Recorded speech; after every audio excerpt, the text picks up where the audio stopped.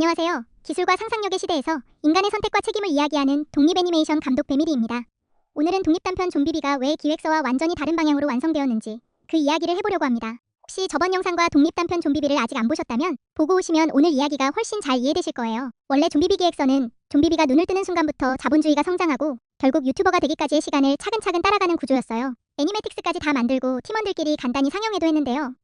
뭔가 재미가 없었어요. 왜 그럴까 생각하다가 우리가 유튜브에서 영상을 볼 때 항상 가장 최근 영상부터 보잖아요. 그러다 관심이 생기면 그제서야 처음 영상부터 정주행하고요. 그 관객의 시점을 그대로 가져오고 싶었어요. 그래서 최종 영상은 이미 통제 불가능한 영상을 올리고 있는 좀비비를 관객이 처음 마주하는 시점에서 시작됩니다. 그리고 영상을 거꾸로 따라가면서 좀비비의 인간적인 모습, 잘못된 소통들, 그리고 결국 가장 자극적인 라이브까지 도달하게 되죠. 이게 단순한 연출 트릭이 아니라 새로운 플랫폼의 영상 언어를 애니메이션으로 담아내는 시도라고 생각했어요. 솔직히 처음 영화제에 출품할 때는 정말 떨렸어요. 사람들이 이게 도대체 뭔 내용이야 라고 말하면 어쩌지? 하고요. 그런데 의외로 관객분들이 굉장히 재미있어 해주셨어요. 상영관에서 좀비비가 상영되고 관객들의 반응을 보는 맛에 길고 힘든 독립애니 제작 과정을 반복하게 되는 것 같아요. 또 그때 저는 디자이너 일을 병행하고 있었는데 회사 대표님이 좋게 봐주셔서 회사에서 좀비비를 상영하게 됐어요. 상영 중에 좀비비의 한 영상을 스킵하는 연출에서 대표님이 넘기지 마세요 라고 하시더라고요. 그 순간 내 연출이 제대로 전달됐구나. 그때의 행복은 지금도 잊히지 않아요. 이렇게 해서 좀비비 기획서와 연출에 대한 이야기는 마무리하고요. 이번 영상에서는 좀비비 다음 작품인 좀비비 밴드 기획서를 보여드리려고 합니다. 좀비비 이후에 이제 회사 생활에 집중해보자 하고 제 작업을 1년 정도 놓고 있었는데 그때 코로나가 터졌어요. 이 시기는 작품으로 남겨야겠다는 생각이 들었고 거의 한 달 만에 기획서를 써서 제출했던 기억이 납니다. 오늘은 그 당시 기획서와 발표 대본을 함께 보면서 이야기를 이어가 볼게요.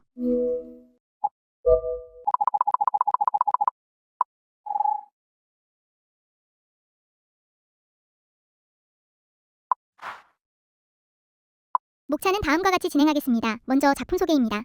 제목은 좀비비 밴드, 등급은 전체 연령가, 2D 애니메이션으로 러닝타임 7분으로 기획되었습니다. 기획 의도는 갑자기 찾아온 코로나, 팬데믹, 그리고 위드 코로나 시대까지 너무 많은 것들이 변하고 우리는 빠르게 적응해야만 했습니다. 코로나로 인한 무기력함, 스트레스, 분노, 우울함, 우리를 이토록 화나게 하는 것들을 어떻게 해소할 수 있을까라는 고민에서 시작되었습니다. 그 방안은 예술 안에서의 분노 표출이었습니다. 예술이란 그 시대를 대변하는 역할과 카타르시스를 느끼게 해주는 것이라고 생각하기 때문입니다. 우리가 겁먹고 화나고 함께 이겨나가고 있는 모습을 한 편의 애니메이션으로 담아내고 싶었습니다. 분노 표출의 방식으로 먼저 현실적인 배경과 출근길과 회사에서의 모습을 루틴으로 표현하여 빨간 회사원에게 동질감을 느끼게 하고 마지막에 소심하게 누르고 있던 자신의 분노를 드럼 연주를 통해 분출하는 모습으로 카타르시스를 느끼게 하고 싶습니다. 눈에 보이지 않는 두려움의 아이러니를 판타지라는 장르로 표현하고 싶었습니다. 로그라인은 삶에 지친 회사원이 좀비비 밴드를 만나 일탈하는 이야기입니다. 시놉시스는 빨간 회사원의 출근 루틴으로 시작됩니다. 지하철 사람 간의 거리를 유지할 수 없이 꽉 낀 공간에서 어떠한 감정도 느끼고 싶지 않은 회사원은 창밖만 바라봅니다. 회사에도 사람들의 차가운 시선 속에서 몸을 최대한 웅크리고 남들과 소통하지 않아도 되는 회계 업무를 묵묵히 해나가고 있습니다. 그런 회사원은 할로윈의 날 좀비비 밴드를 만나 자신의 일상 속 억누르고 있던 두려움과 분노를 모두 부숴버리고 갔지만 새로운 일상을 사는 주인공의 이야기입니다. 다음은 회사원의 일탈을 표현하고자 포스트 하드코어 밴드 매스그램을 통해 음악을 제작하려고 합니다. 포스트 하드코어는 하드코어 펑크를 뿌리로 한 록 형태로 난해한 음악성을 특징으로 공격적이고 실험적인 사운드를 가리키는 말입니다. 매스그램은 포스트 하드코어 밴드로 한국에서 인정받았으며 게임 테마곡 작업도 진행하여 판타지하고 캐릭터의 스토리를 풀어내는 능력을 가진 밴드입니다. 다음은 배경 스케치입니다. 흑백과 빨간색의 포인트 컬러로 작업했습니다. 흑백 영화처럼 연필 드로잉의 아트웍으로 전반의 영상을 표현했습니다. 무료함, 우울함, 분노, 멸시 등 부정적인 감정에 사로잡혀 있는 주인공의 내적과 외적인 요인들을 담담하게 표현하고 하였습니다. 빨간색의 표현은 항상 눈에 띄고 싶지 않아 하는 회사원의 행동과 정반대되게 붉은 피부를 표현함으로써 캐릭터의 이상과 현실이 다름을 보여줍니다. 화가 났지만 화가 나지 않는 것처럼 행동하고 상처를 받았지만 받지 않은 것처럼 행동하는 모든 모순됨을 담고 있습니다. 좀비비 밴드와의 소통을 통해 점점 다양한 색들로 표현하였습니다. 이는 다양성이 주는 긍정적인 에너지를 보여주기 위함입니다. 다음은 공연을 하는 모습에 더욱 다양해진 컬러들은 카타르시스를 극대화하기 위한 컨셉 드로잉입니다. 다음은 캐릭터 성격 스케치입니다. 평소 소심한 모습과 드럼을 칠 때에 대비되는 성격 스케치입니다. 다음은 이전 단편 애니메이션 좀비비에서 엔딩의 연장선으로 옥상에서 떨어진 좀비비가 자신의 집으로 들어가려는 모습을 누군가가 보았다면 이라는 아이디어에서 시작된 회사원 캐릭터 스케치입니다. 최종 회사원 캐릭터 턴어라운드입니다. 여러가지 표정과 다양한 각도에서 본 스케치입니다. 좀비비 캐릭터 디자인입니다. 회사원은 빨간색과 좀비비는 녹색은 서로 정반대이기에 끌린다는 것을 색으로 표현한 것입니다. 회사원의 짝사랑하는 대상이자 좀비비 밴드의 리더로 기타를 치는 캐릭터입니다. 다음은 서브 캐릭터 디자인입니다. 사이렌은 노래하는 인어로 물 밖에서는 하얀 가루가 떨어지고 몬스터들에게는 최고의 목소리지만 회사원에게는 너무나 괴로운 목소리라는 설정을 가지고 있습니다. 로봇 캐릭터는 베이스 기타의 묵직한 소리와 무게감을 비주얼로 표현한 캐릭터입니다. 다음은 연출 방향입니다. 발단에서는 회사원의 세계과 지루하고 반복적인 일상의 루틴을 보여줍니다. 전개 1에서는 같은 배경이지만 뭔가 다른 회사원의 모습을 보여줍니다. 주말에 본 좀비비가 하루 종일 생각나기 때문입니다. 이 부분은 사랑에 빠진 회사원의 모습을 좀비비를 상상하느라 일이 쌓여가는 모습으로 표현됩니다. 전개 2에서는 밀린 일들을 마치고 퇴근하는 길 비가 오고 거리엔 할로윈을 즐기는 사람들로 가득합니다. 그 소음을 차단하고자 음악이 흘러나오는 헤드셋을 끼면서 판타지는 시작됩니다.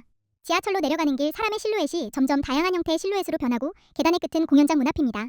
회사원은 그 문을 열고 들어갑니다. 그곳엔 다양한 몬스터들이 공연을 보기 위해 기다리고 있었고 그들을 보고 비명을 지르려는 순간 누군가에 이끌려갑니다.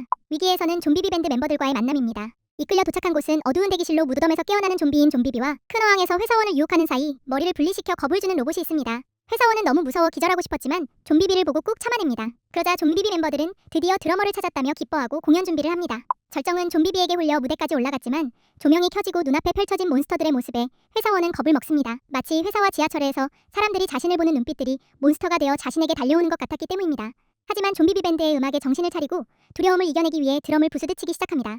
두려움을 이긴 회사원은 좀비비 밴드와 함께 공연을 즐기며 좀비비와의 사랑이 이루어지려는 듯 키스를 하려고 하는 순간 지하철 도착음이 들려옵니다. 결말은 헤드셋에서 흘러나오는 음악 소리와 함께 많은 사람들 틈에서 하차하는 회사원의 모습을 점점 멀어지게 보여주며 끝이 납니다. 마지막으로 계획입니다. 3월 동안 연출을 기반으로 스토리보드 작업 중에 있습니다. 4월 중순 애니메틱스를 완성하여 매스그램과의 미팅을 통해 일부분 수정하고 성우 녹음을 진행할 것입니다. 5월에서 8월 영상을 제작하고 9월에서 10월 사운드와 영상 최종 편집을 할 예정입니다. 감사합니다. 이렇게 해서 좀비비 밴드 기획서를 마무리합니다. 이 기획서로 2022년도 한국콘텐츠진흥원 독립애니메이션 제작지원 사업에 선정되어 지원금 3,500만 원과 자부담금 500만 원, 총 4천만 원의 제작비로 완성된 작품입니다. 기획서를 공개하면 제작 지원 서류를 준비하시는 분들께도 참고가 되고 단편을 감상하는 데에도 도움이 되지 않을까 하는 마음으로 영상을 만들어 보았습니다. 기획서 영상도 독립 단편들도 재미있게 봐주셨으면 좋겠습니다. 감사합니다.